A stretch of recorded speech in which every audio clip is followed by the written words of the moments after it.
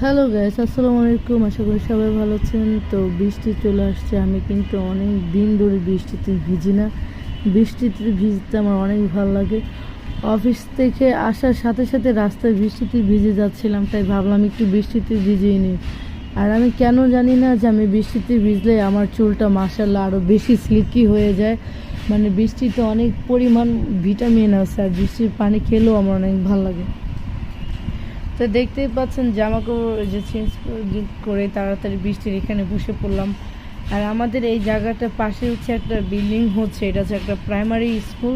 তো পাশে একটা টিনের দেওয়াল দেওয়া, আর সাথে একটা টেবিল এখানে এমনি রাখি। টেবিলের মধ্যে আপনার কোনো লেখাপড়া কোনো কিছুই হয় না।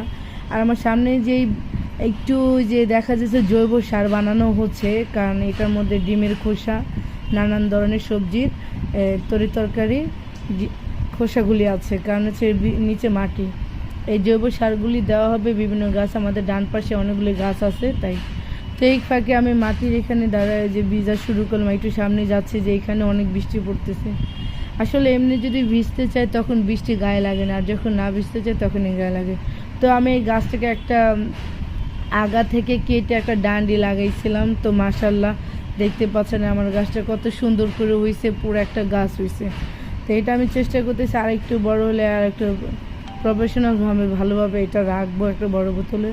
তো আমি বসলাম খুবই ভিজার চেষ্টা করতেছি, একদমই গাও ভিজতেছে না। আমি অনেক ট্রাই করতেছি আমার মাথায় একটু পানি আসুক পড়া।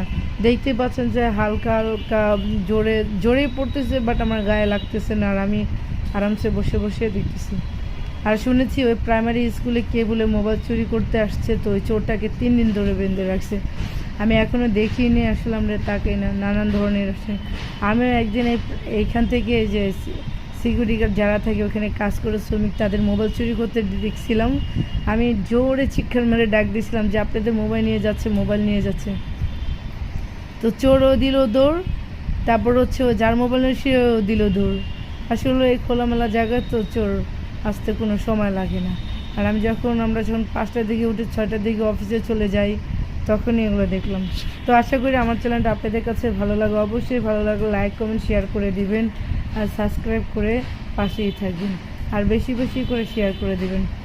আর আমি জানি না কেন জানি আমার লং ভিডিওগুলো ভাইরাল হয় না, বা কেউ দেখে না, বা আমি প্রফেশনালভাবে আদৌ কি ঠিক করে লিখতেছি বা কিছু করতেছি আমি কিছু বুঝি না। যাই হোক, একটা ধৈর্য ধরে আমি ট্রাই করতেছি, ইনশাল্লাহ সফলতা অবশ্যই আল্লাহ আমাকে এনে দিবেন আশা করি একদিন।